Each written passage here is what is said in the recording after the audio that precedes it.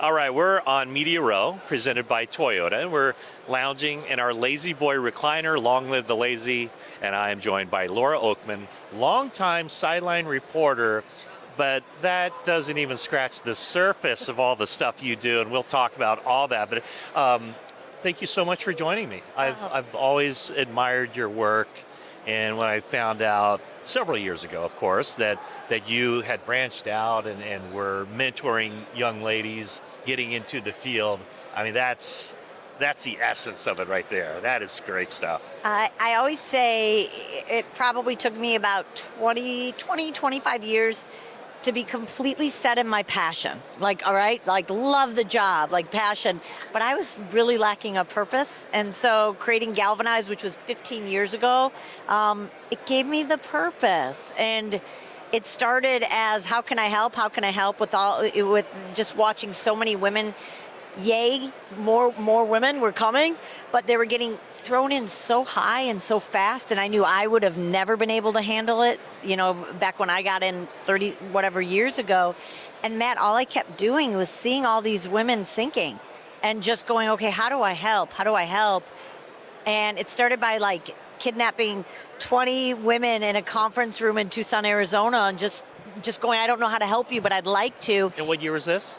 This would have been 15 years ago. Do the math for me.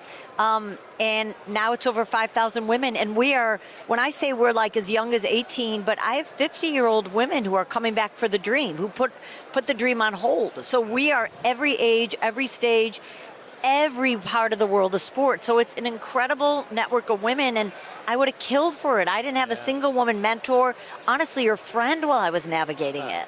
It's funny, here in San Francisco, we're all familiar with the Bill Walsh coaching tree. Yeah. There's now the Shanahan coaching tree, Mike Shanahan, and Kyle's an offshoot of that, and he's developed his own. There's the Laura Okmin tree. I mean, you have to have a very impressive list of alums. Yeah. I love when people will say to me, are any of your women a success story? And I'm like, every single one of them.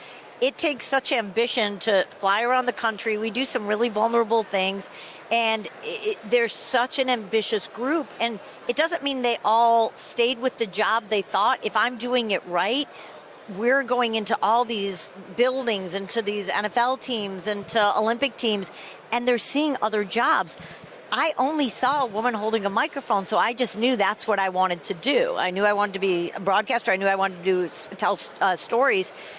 But if I was getting in now, I'm going for the power. Like, I want to be controlling it. And so I'm so proud to say the first boot camp was all women who wanted to be on camera. But now we do boot camps and nobody's on camera. It's all women who are going for a president role, a GM role, coaches, agents, all these trailblazers who either are now seeing more women doing that so they can follow, or going, I don't see women doing that, so I want to learn how to blaze a trail that I don't see, and I didn't have that. I had no confidence. So GALvanize isn't just for women in the media. No. It's not just for women in front of the camera. It's all aspects of it. We have such an impressive group of women. So it's honestly, it's PR, it's marketing, it's agent, it's coaches.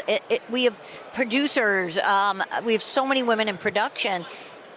We really are everything. And the idea that, I always hope that they have a mentor in me, but I would have killed to have women going through it while I was going through it and going, are you dealing with this? Hey, how are you handling it? I had some really good men in my life, like you are one. And that was incredible, but they still didn't know a lot of the things I was going through. Yeah. So the sad thing is, some of the things they're going through are the same things I went through, 32 years ago or 33 years ago. It hasn't evolved to the level that is acceptable?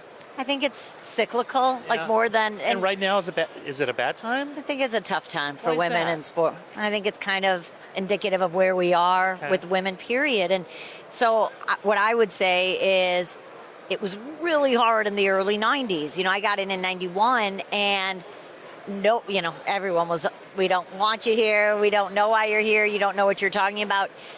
And eventually that becomes your voice. And so it took me till I was 40 to find confidence, to finally have my own voice going, you're actually really good at this. You do belong here. You know what you're talking about.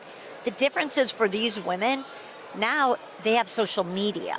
Like back then when we started, people had to really despise you to write a letter, to get a stamp, to find out the station address. So they were those people. Yeah. But now the level of vitriol that women get online, and studies show it's getting worse and worse, and that's everywhere.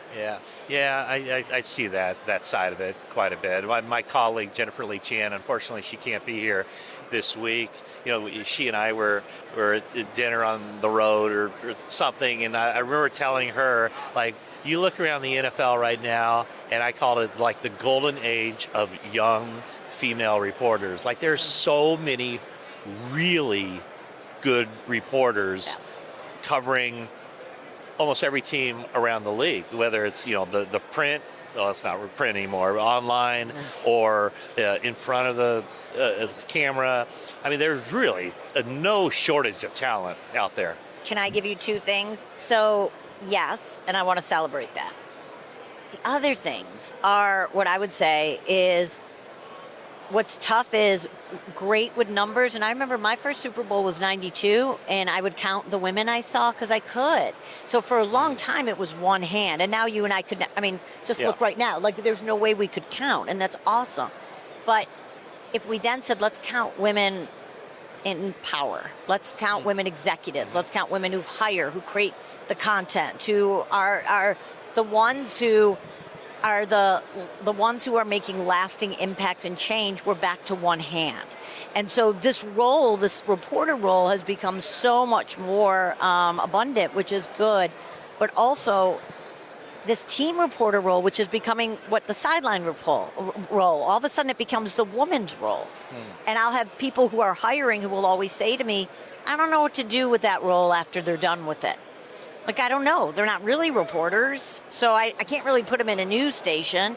So they've been 6 years with the team, but they haven't really done hard news. And so I'm going, so we're putting all these women in these roles right now with these teams, but what are they being, what's their foundation? If you're hiring them at 22 out of college, where are they growing if the news stations go, we don't view them as reporters?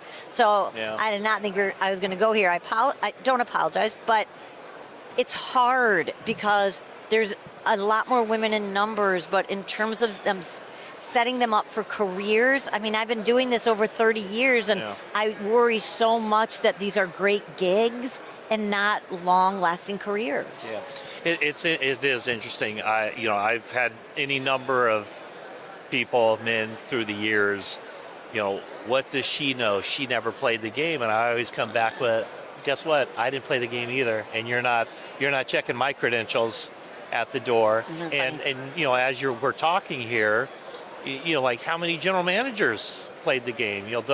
There's nothing that inherently makes a man better at that job when you can't use that as the you didn't play the game. Again, how many general managers play the game? Now, of course, I cover a guy who played the game at the highest level, You John have an Lynch, exception, yes. So that's not applicable to the 49ers. But most other teams. Yeah. And so what's a step in breaking down that barrier? Yeah, it's such a good question. I know I spent so many years proving, right? Like proving it.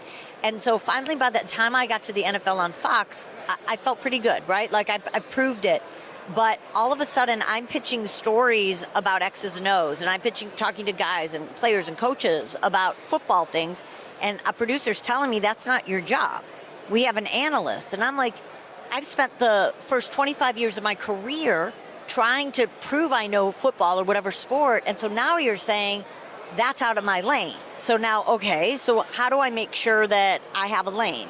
And so what I started doing was going, okay, I can't compete with Daryl Johnston, and I shouldn't. He has 3 Super Bowl rings, and that's his job. I'm being told that's Daryl's job. But I was like, okay, so what can I do better than any of the analysts? And for me, it was I build relationships and I get to know people and I build trust. And so I thought, okay, so then what I'm going to do is spend my time making sure that anytime Daryl wants to know about a locker room or wants to know about the health of a team, or do you have this coach's phone number? Do you have this coach's phone number? The first person he thinks of is me, because that's my that's my expertise. Yeah. So I always try to do that with GALvanize, which is I got in because I really did prove it. And I know whatever sport I'm covering, especially football, I've been doing it so long, but I also wanted to make sure I carved out a role that was unique to what my skills were and make sure that I was invaluable in a different way. Yeah, and what interests you. I mean, I always say, when people ask, how do you come up with story ideas or whatever, it's like, well, whatever interests me, I'm going to be passionate about it, and I'm going to present it in a way that it should be of interest to other people. Because if I don't care about anything I'm writing, why should anybody else care? And I have 2 daughters. Neither one of them has any interest in sports whatsoever, which is absolutely fine. Although I could probably help open some doors for them. But there are certain people who got jobs, kids of people in my business who got jobs, and my wife says, why can't our kids just ride your coattails and get a job? And, unfortunately, that's some of what it takes. But I do talk to a lot of, all my buddies have daughters who are into sports, and that's like the number one thing. Like, how do you parlay your love of sports into a profession?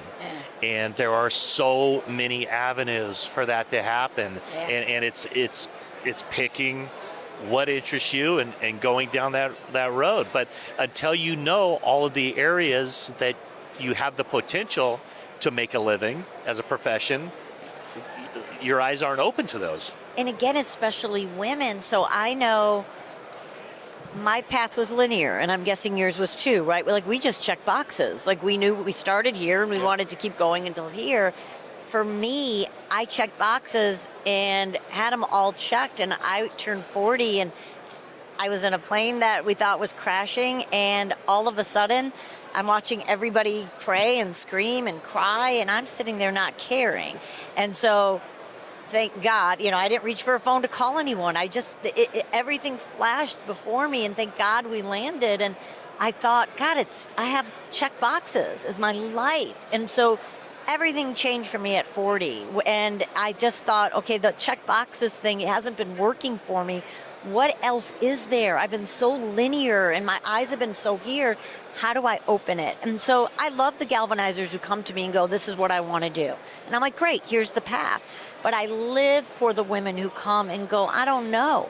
And I'm like, let me take you in an NFL building, and we're going to introduce you to 20 different people, not just women, and go, what turns you on? What lights you up? And for your daughters, I have so many coaches' daughters who come to me and go, I have a complicated relationship with football or whatever sport their dad covered or coached or was a general manager.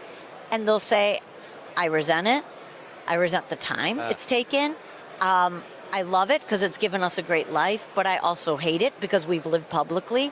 And so sometimes at a certain age, it's introducing them to the world a little bit differently too. Yeah, that's great stuff. How can people find out more about about GALvanize and what's your? I mean, again, how many alums do you have? Over 5,000. Wow, that is incredible. How can people?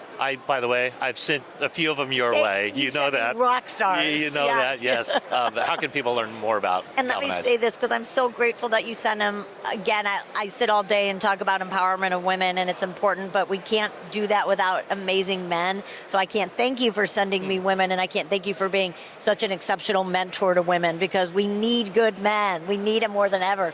So thank you. You're very welcome. And all anyone has to do is look up our socials, which is at GALvanize Life, or the website is at lauraokmin.com, and there's everything you need to know about GALvanize. Laura, thank you so much. This has been great. Matt, I've so appreciated this conversation. Thanks.